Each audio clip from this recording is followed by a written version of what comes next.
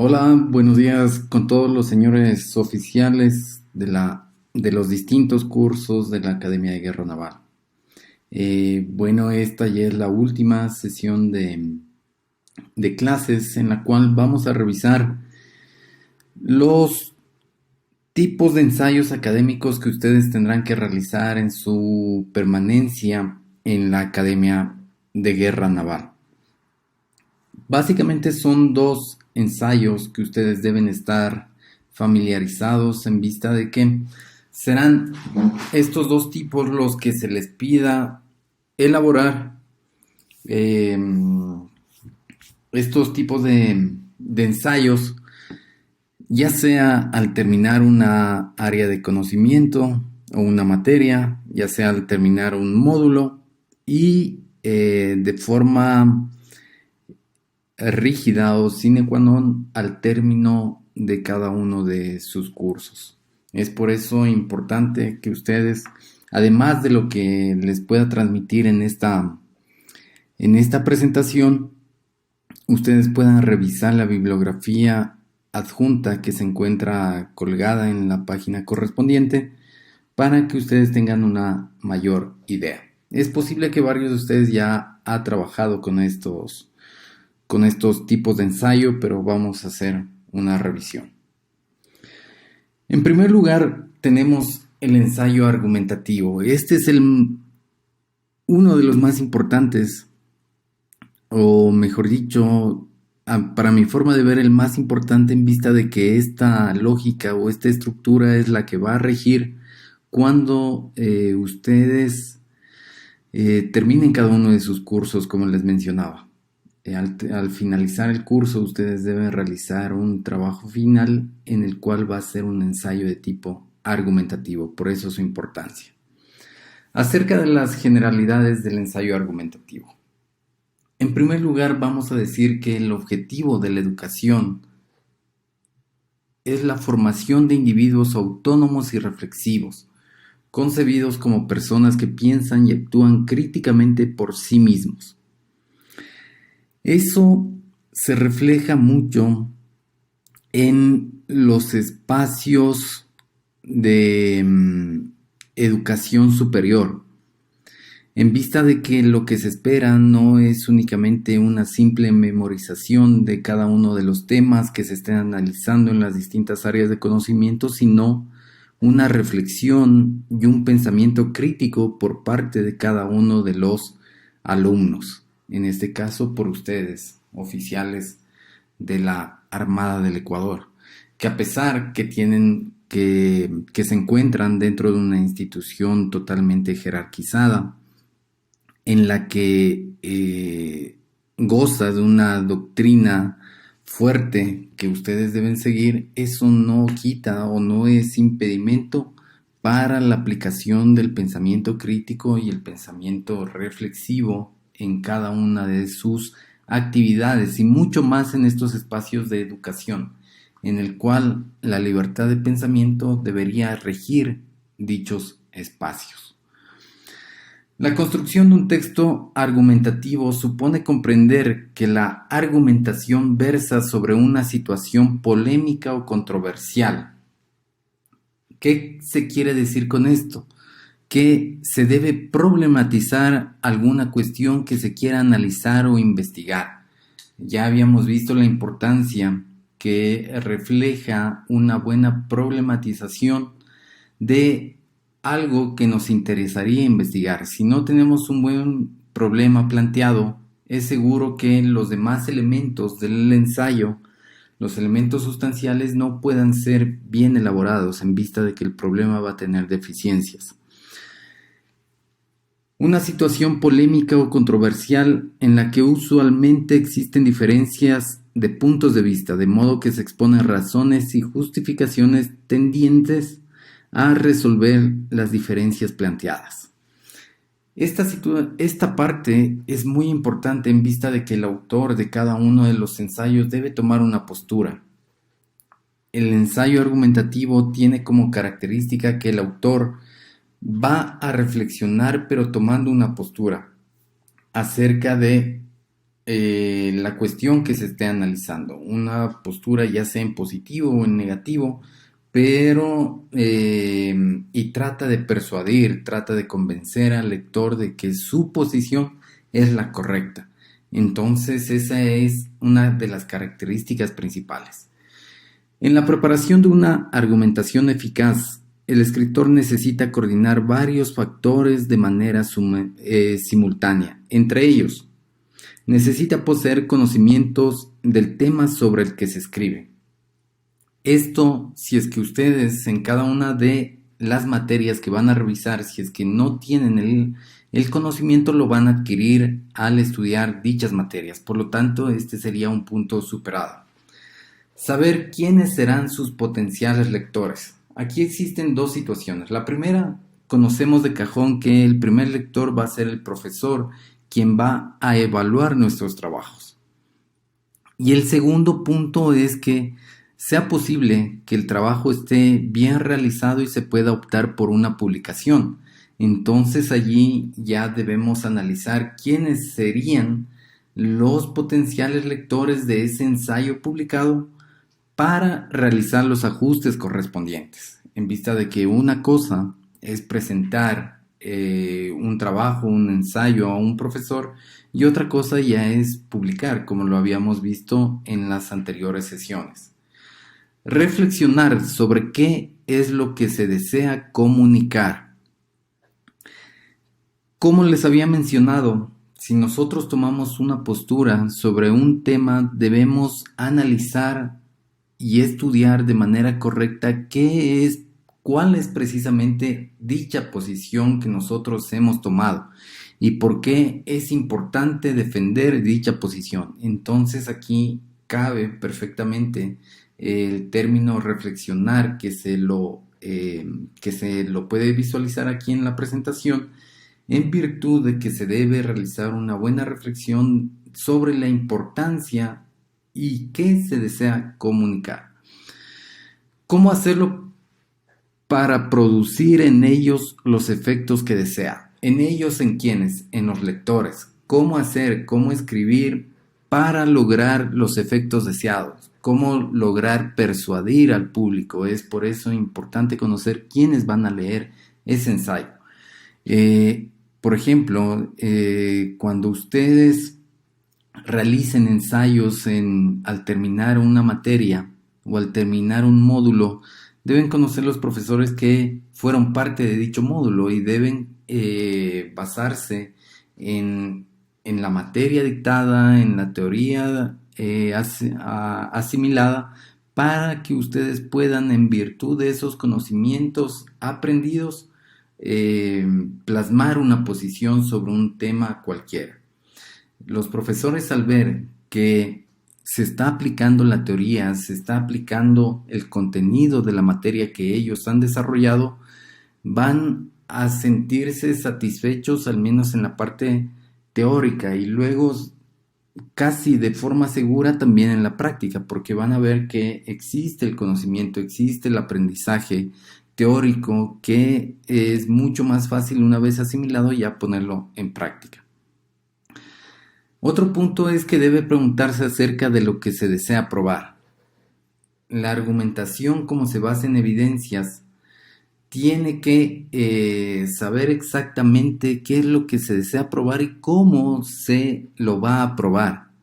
El tema de las evidencias puede ser a través de cuestiones netamente empíricas o también a través de el estudio de diferentes pensamientos de pensadores acerca de las diferentes temáticas que ustedes van a revisar. Ustedes ya tienen las herramientas, ya hemos analizado todas esas herramientas que ustedes pueden utilizar para evidenciar algo. Y la última cuestión, sobre cuán sólido o débiles son los hechos que se presentan o argumentos que se disponen. Esto es muy importante porque una vez elegido la problemática sobre la cual vamos a investigar, si es que los argumentos que yo dispongo no son sólidos, no son totalmente sólidos y son prácticamente que sean fácilmente rebatibles, es mejor encontrar o mejorar, mejor dicho, el problema que nosotros estamos planteando. En vista de que puede existir algún error que el problema no satisface en realidad, o mejor dicho, el planteamiento no satisface la realidad del problema y por lo tanto los argumentos que estoy presentando pueden ser débiles y si son débiles no tiene o no viene a caso hacer un ensayo, puesto que por más esfuerzo que se empeñen, si es que los argumentos son débiles, el ensayo va a ser totalmente rebatible y eso es lo que no se quiere como tal.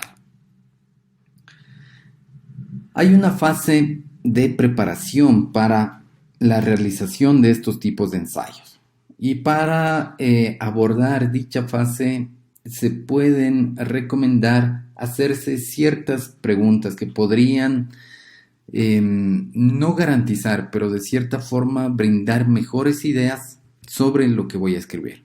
La primera sería ¿qué voy a escribir? Es el espacio del contenido, es decir, sobre qué temática puntual yo voy a desarrollar mi artículo. ¿A quién? ¿Cuál es mi propósito? ¿Cómo voy a expresar las ideas? Es el espacio retórico en el cual ya depende de la habilidad de escritura o de redacción en cierta parte que tenga el oficial alumno. ¿Cómo debo estructurar la argumentación? Es bueno o es recomendable hacer una pequeña estructura, un pequeño borrador inicial en el cual yo vaya plasmando cuál es mi tesis central, cuál es mi argumento 1, cuáles son mis evidencias para sustentar ese argumento y así ir formando primero el cuerpo esquelético del ensayo, del cual va a ser mucho más fácil después ir elaborando o ir desarrollando cada una de las partes de ese esqueleto en función de alcanzar un ensayo totalmente congruente, totalmente coherente en su totalidad. Otra pregunta sería ¿cuáles son las razones o argumentos que fundamentan la tesis? Que se relaciona mucho con lo que les acababa de mencionar acerca de formularse una estructura sobre lo que yo voy a hablar.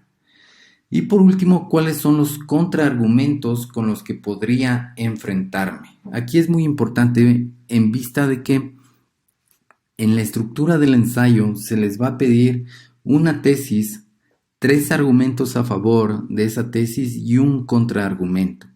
Que el propósito de ese contraargumento no es únicamente el de encontrar una debilidad a la tesis que estoy planteando, sino es refutar en sí esa posible debilidad y alcanzar mayor fuerza o hacerlo más riguroso la tesis como tal. Es decir, una especie como de doble defensa. Si bien es cierto voy a encontrar alguna posible debilidad, voy a hacer notar después que esa debilidad puede ser o es rebatida por los mismos argumentos posiblemente que yo estoy empleando en el desarrollo del ensayo. Entonces este es en sí el propósito del contraargumento. No es únicamente, como les mencionaba, encontrar la debilidad y dejarla allí, no, sino encontrar una posible debilidad, entre comillas, refutar esa debilidad y hacer más fuerte mis argumentos como tal.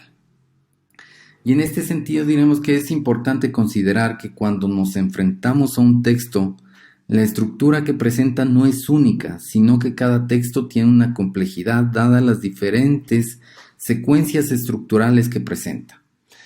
¿Qué se quiere decir con esto? Que cada uno de los ensayos que ustedes van a desarrollar, si bien tienen que seguir la estructura que les estoy mencionando, una tesis, 3 argumentos, un contraargumento, no necesariamente todos van a tener una rigidez en cuanto a su contenido. Sí, en cuanto a esa estructura básica, pero después ya depende de cada uno de los autores y de la habilidad de cada uno de ustedes para ir desarrollando, ir elaborando de la forma en que ustedes crean que mejor se ajusta a la temática en cuestión que están investigando. Actividades previas a la producción de los textos argumentativos, que en este caso sería un ensayo argumentativo. Son ciertas recomendaciones.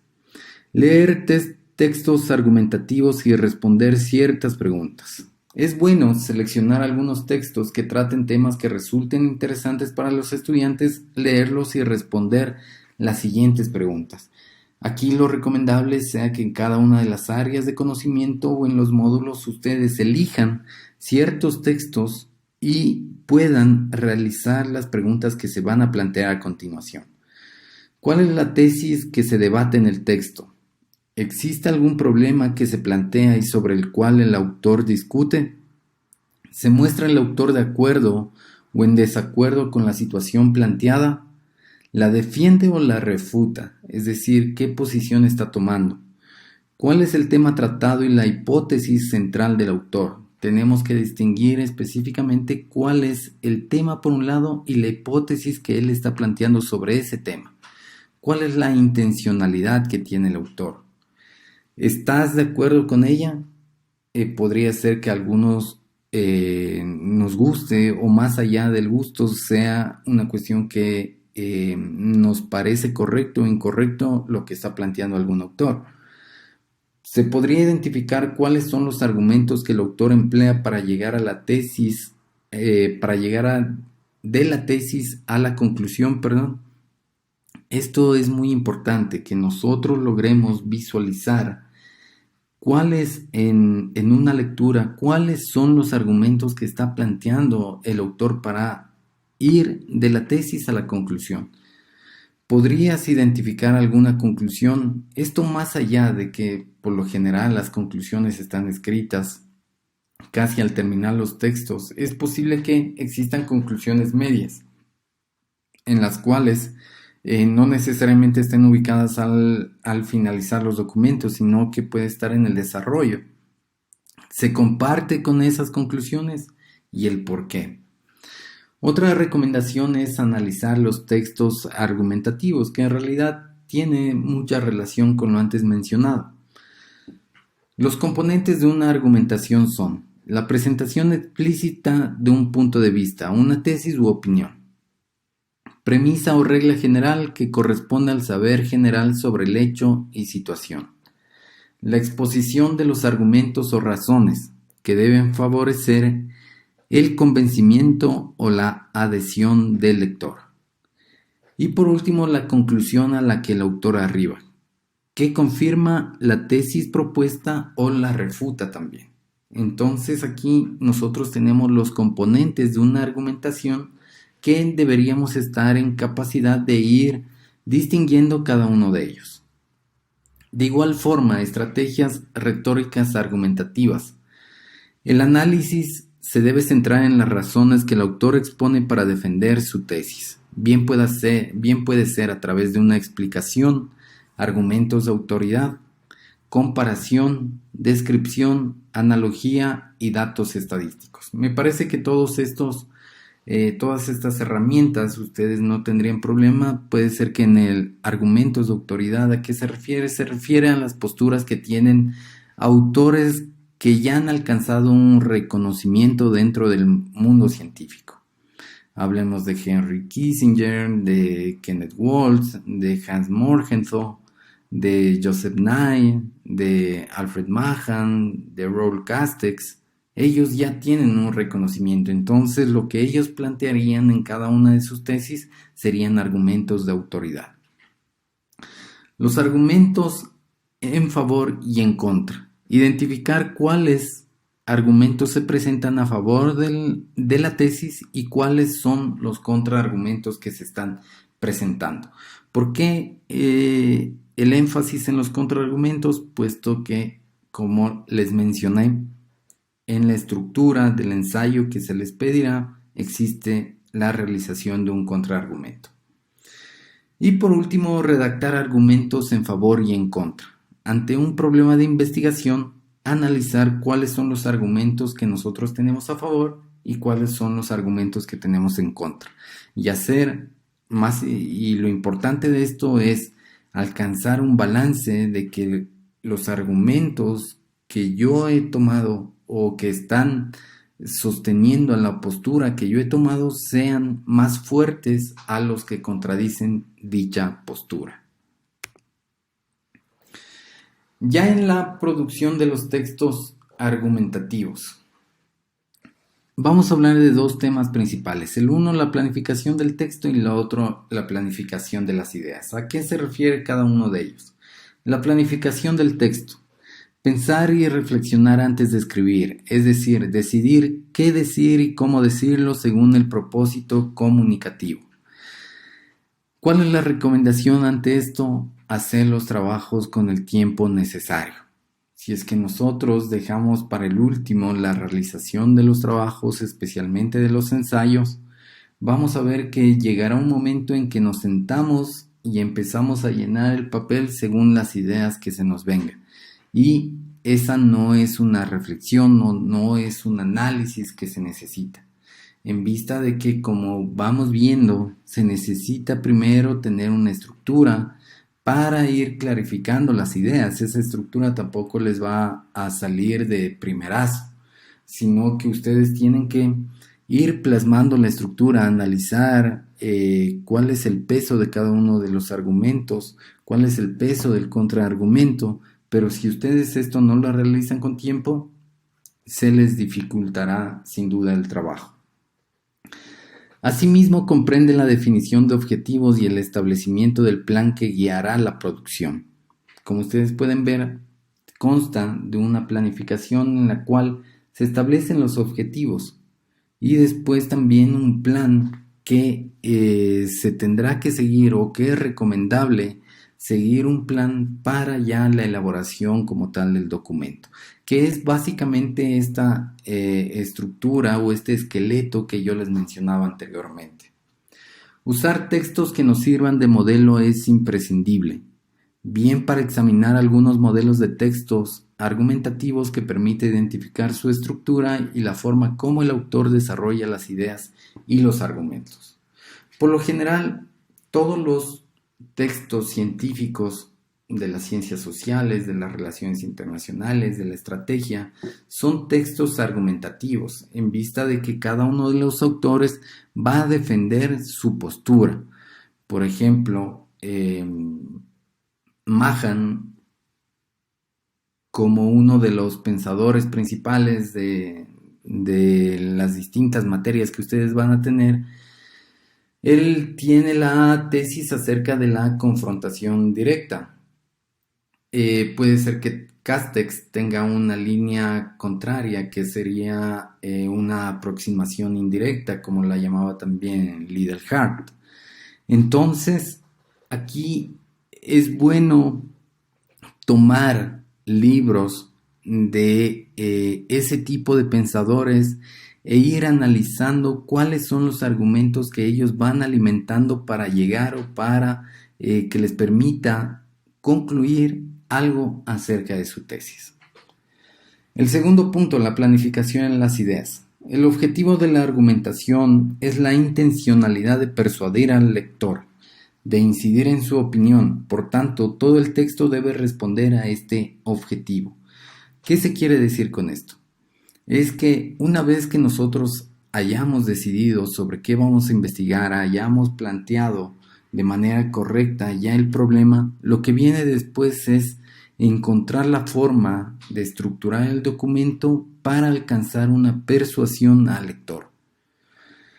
Cada uno de nosotros tiene una postura sobre ciertos temas, pero es muy interesante leer alguna cuestión que no se va en contra, pero que no se acerca a la postura que principalmente tenemos nosotros y que es bien desarrollada y de cierta forma nos puede persuadir.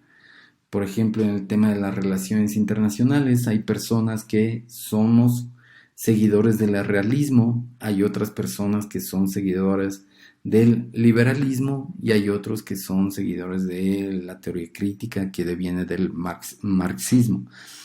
Entonces, en ese sentido, leer el realismo para los que seguimos esa corriente es algo cómodo, pero si leemos algo del liberalismo que está bien realizado y que nos hace reflexionar, Eso es en sí el persuadir, y eso es lo que se busca, que el alumno no se ajuste al pensamiento del profesor, sino que se responda a su propio pensamiento, a su pensamiento crítico, y haga conocer con base, con argumentos, con una buena investigación que sustente la idea principal que él está presentando en cada uno de los ensayos.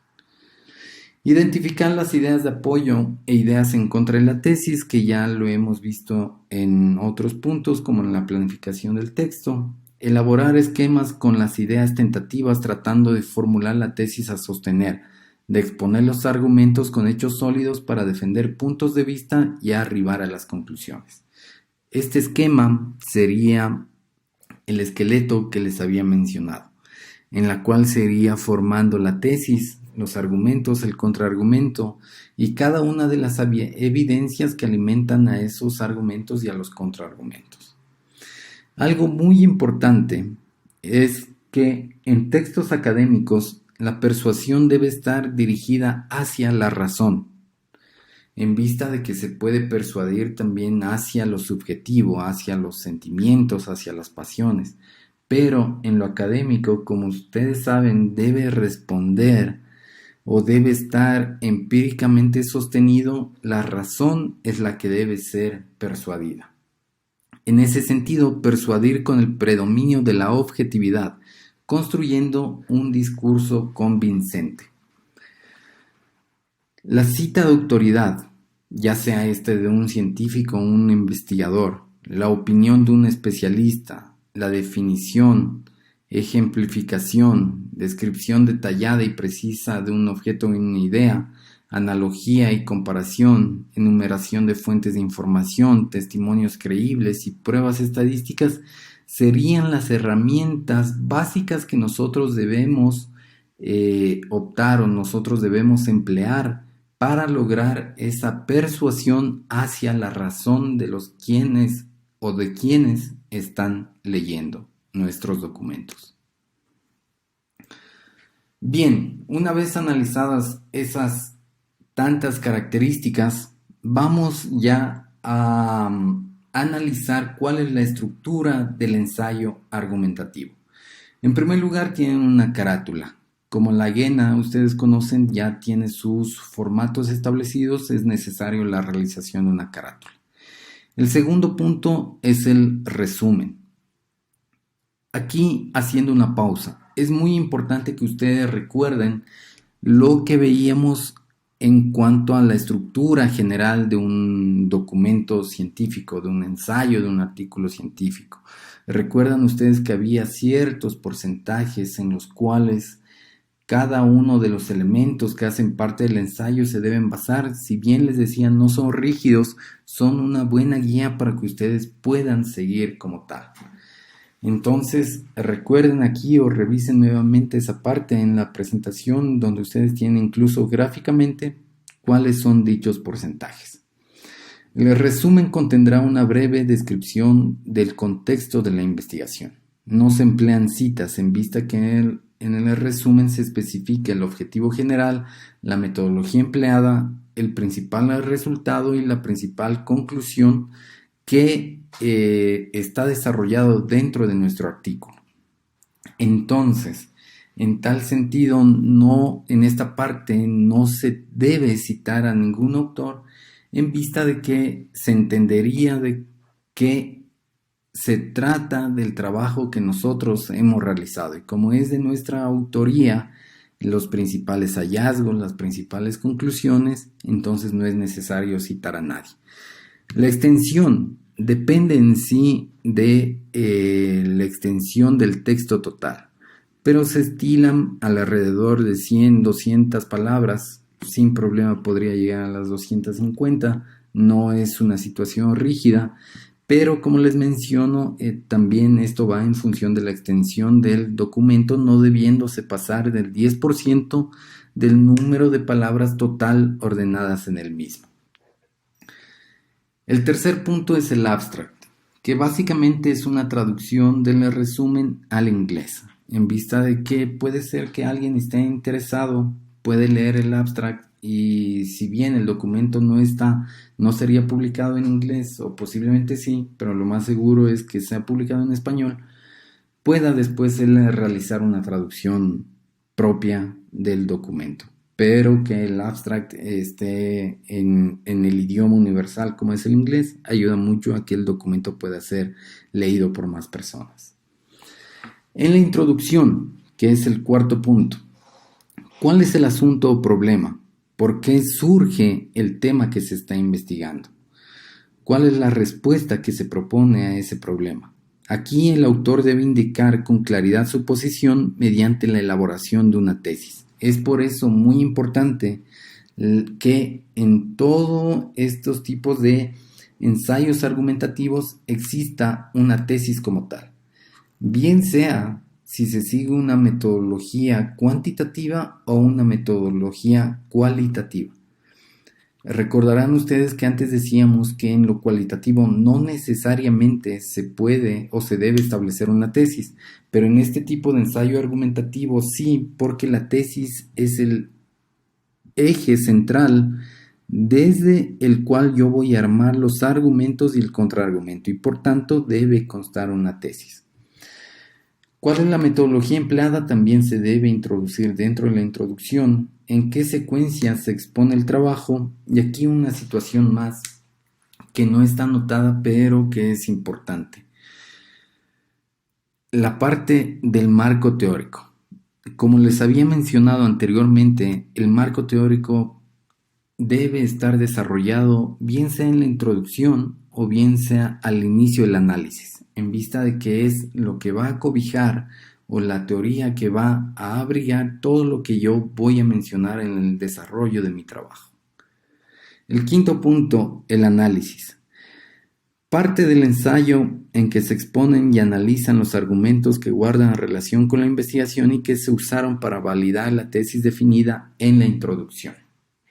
Aquí es necesario los 3 argumentos con 3 evidencias en cada uno de ellos. Cada argumento se convierte en una nueva tesis, argumentos o mini tesis, que a la vez debe estar soportada en forma clara y explícita por las evidencias aportadas. Entonces aquí ustedes pueden ver que existe ya una relación entre la tesis, los argumentos y las evidencias. Asimismo, se deberá emplear evidencia empírica, hechos, cifras y hechos históricos también, y un marco teórico de referencia para apoyar los razonamientos. Como les había mencionado, es muy importante que el marco teórico esté presente. Ya dependiendo de cómo ustedes desarrollen su ensayo, este posiblemente tendría lugar en la introducción o si no en el inicio del análisis. Continuando con la estructura del ensayo argumentativo, tenemos la estructura de cada uno de los argumentos. Esta estructura consta de una oración rectora, como les habíamos mencionado, una especie de mini tesis, que indican lo que se intenta comprobar dentro de ese párrafo o dentro de esa sección. No únicamente párrafo, en vista de que no es necesario de que el argumento en las evidencias estén contenidas dentro de un solo párrafo, porque serían párrafos demasiado extensos, sino que debe dirigir en sí esta oración rectora el inicio de una argumentación. Esta argumentación es muy importante que no contenga ninguna referencia ni cita textual, en vista de que se entendería que es el autor quien está proponiendo ese argumento para sostener su tesis. Por lo tanto, no se trata de valerme en el pensamiento de alguien más para plantear esta tesis. Es muy importante aquí diferenciar de lo que se trata el marco teórico, en donde se deben sí referenciar textualmente ciertas cuestiones.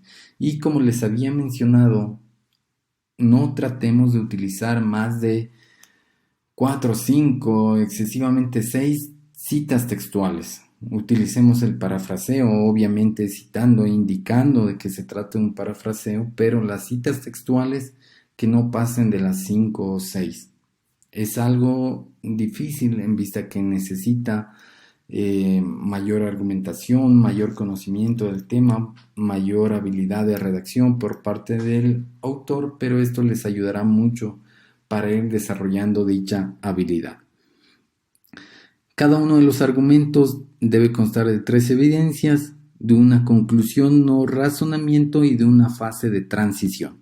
¿Esto con qué propósito? Con el propósito de que todos los argumentos estén concatenados, que exista un hilo conductor y que no parezca que un argumento responda a una temática y otro argumento a otra. Ahora bien, este es un punto muy importante acerca del contraargumento. El contraargumento en un ensayo tiene 2 etapas. Primero se desafían los argumentos y después se los reafirma. Esto, como les había dicho, en primer lugar refuta y después le da mayor fuerza a los argumentos que yo he empleado. En primer lugar, refutarlo, mostrando por qué está equivocado. Un problema aparentemente pero no real. ¿Qué se quiere decir con esto? Es que yo debo encontrar alguna situación débil en alguno de mis argumentos o en el conjunto de los argumentos en el cual aparentemente no sea real dicha posición. Segundo, reconocer su validez o verosimilitud, pero sugerir el por qué es menos importante o probable que lo que usted propone y por lo tanto no anula mis argumentos. Esto tiene que ver con la refutación que yo debo realizar al contraargumento. Ese contraargumento debe ser refutado en base a la información que yo tengo, en base a la información que yo he usado anteriormente, se debe refutar ese contraargumento. Y el tercer punto, conceder fuerza a los argumentos principales y que complique su idea en consecuencia. Es decir, que complique la idea del contraargumento y quede totalmente refutada. ¿Cómo se logra eso? Concediendo fuerza a cada uno de los argumentos que yo estoy empleando. Y por último tenemos las conclusiones, que como ustedes conocen son los hallazgos que resultaron relevantes en la investigación y exponen datos confirmatorios, así como los alcances o las limitaciones finales de la investigación. Y por último, el último punto es el ensayo reflexivo. Este ensayo reflexivo es mucho más amigable o mucho más flexible en vista de que no se debe seguir la estructura del ensayo argumentativo, sino es mucho más libre. Obviamente ustedes pueden utilizar una estructura similar, posiblemente no con 3 argumentos, sino con 2 argumentos, posiblemente omitir un contraargumento, ya depende de cómo ustedes estén planteando la problemática que desean analizar. Lo importante de este ensayo reflexivo, que será básicamente el modelo que ustedes deberán usar al terminar las áreas de conocimiento o los módulos, debe ser que debe contener 2 puntos principales. La primera, encontrar que el alumno está realizando una reflexión sobre el tema que se está investigando. Y no únicamente una descripción, y no únicamente un conjunto de una compilación de citas, no, sino una reflexión.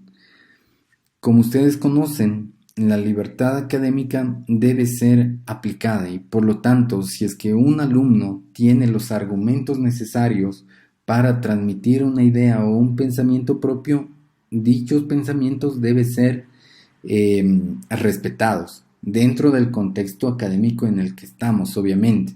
No nos podemos ir en contra de las Fuerzas Armadas, por ejemplo, en contra de una institución del Estado, porque eso sería algo que no calza, algo totalmente al otro extremo. Pero sí, si es que alguien tiene una idea de que algo al momento se está haciendo mal y él quiere hacer notar eso, tiene que presentarlo. y no es ni siquiera un acto de valentía, sino más bien es un acto académico de reflexión. ¿Qué se entiende por reflexionar? Capacidad para pensar con autonomía, objetividad y profundidad. Si es que existen estos tres elementos en los ensayos que ustedes planteen, estén tranquilos que nada va a pasar por más idea contraria que se esté planteando. Las mejores universidades asumen que no solo enseñan contenidos a sus alumnos, sino también a pensar de manera crítica. Hay una frase mencionada por Michael Mullen, que fue jefe del Estado Mayor Conjunto de los Estados Unidos, que él menciona en uno de sus discursos y dice: ustedes recordarán cómo fueron inspirados a pensar críticamente y cuestionar sin temor, buscar soluciones radicalmente diferentes y expresarlas sin inhibiciones. Esta frase fue mencionada en uno de los discursos de graduación. No recuerdo si es de la Academia Naval de Annapolis o de la Academia del Ejército de la West Point. Pero lo importante es que ustedes pueden ver que él resalta el hecho de que cada uno de los oficiales, de los nuevos oficiales que se están graduando, sin temor puedan expresar las ideas que ellos tienen. Obviamente dentro de los marcos regulatorios, doctrinarios que rigen a la carrera militar. Pero posiblemente si es que ustedes encuentran o quieren analizar alguna situación que no les parece que se debe desarrollar así, pueden plantear soluciones diferentes a dicha problemática. La crítica es un paso previo indispensable para la creación científica, por eso es su importancia, y por ende constituye una de las funciones supremas de la vida intelectual, y debiera construir también uno de los dos ejes de la vida universitaria junto al de reproducción de tecnologías. Aquí es muy importante, ustedes se podrán ver que la tecnología en sí es una visión crítica de cómo se llevaba antes el mundo. Es decir, por ejemplo, a alguien se le ocurrió criticar de que para realizar alguna tarea se necesiten 10 personas y a través de la tecnología ahora se necesiten 3, 4 para realizar la misma tarea. Entonces ustedes pueden ver cómo se está criticando una situación y el término crítico no lleva un efecto negativo per se, sino que significa proponer nuevas situaciones, nuevas soluciones a algo que se está desarrollando. El otro punto es que el pensamiento crítico debe ser la meta. Esto en sentido positivo, y no significa que la persona que critica sea negativa o que deba ser tachada como negativa. Curiosidad para explotar agudeza mental, dedicación a la razón y deseos de información confiable. Ustedes pueden ver que estos términos son muy intelectuales y que se necesita tener conocimientos vastos para alcanzar una posición crítica. No se puede criticar así porque sí, sin conocimiento. Eso sería únicamente una opinión. Tener un pensamiento crítico necesita de todas las características que nosotros estamos analizando. Y sería bueno plantearse preguntas del por qué, cómo, qué pasa si se plantea una solución distinta a la que se está llevando a cabo y un sinnúmero de preguntas más. Y se dice en el mundo académico que el pensamiento crítico es la mejor manera que se conoce para llegar a la verdad. ¿Esto por qué? Porque pone en duda ciertas cuestiones que nosotros damos por sentadas que son así sin un previo análisis. Y la estructura del ensayo reflexivo. En primer lugar, las características. Tiene un tono formal, puesto que estamos dentro de un espacio formal, por lo que requiere un uso correcto del lenguaje, de modo que se deben evitar expresiones vulgares o demasiado coloquiales. No escribir como se habla. Eso quiere decir prácticamente. El contenido debe ser relevante y adecuado para el propósito comunicativo que se persigue. Se debe plantear aquí una pregunta de investigación que debe ser resuelta en cada uno de los ensayos reflexivos. Usa argumentos apropiados y bien organizados que sirven para defender la tesis basada en una reflexión propia del autor. Si es que no existe esa reflexión propia del autor, prácticamente no se está realizando nada. En vista de que si nosotros nos vamos a limitar a ensayos descriptivos, mejor tomamos el libro, tomamos los documentos o fuentes principales, y es mejor leer al autor principal que a alguien más que le da diciendo al autor alguna idea. Y por último, la macroestructura de estos ensayos. Introducción, desarrollo y conclusión. Una macroestructura súper sencilla en la cual se debe plasmar una tesis y una reflexión para llegar a las conclusiones. La introducción es el lugar donde se presenta la tesis. El desarrollo es el apartado donde está la reflexión y la argumentación a esa reflexión. Y la conclusión es el cierre del texto, donde se retoma la idea principal, se emiten las conclusiones e incluso se pueden plantear ciertas soluciones de ser el caso. Hemos llegado al final. Quiero agradecerles por su atención a esta sesión de clase y también a las anteriores.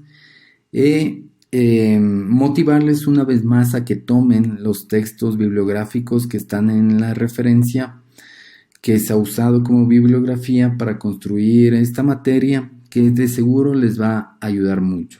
Aprovechen las primeras semanas de su curso, dedíquense a estudiar estas cuestiones que son un poco más de orden práctico, en vista de que en cada momento es posible que se les vaya dificultando cada vez más el tema del curso, tanto por la profundidad de las materias que van a revisar, así como el tiempo que ustedes tienen para estudiar. Esa es mi recomendación de forma personal.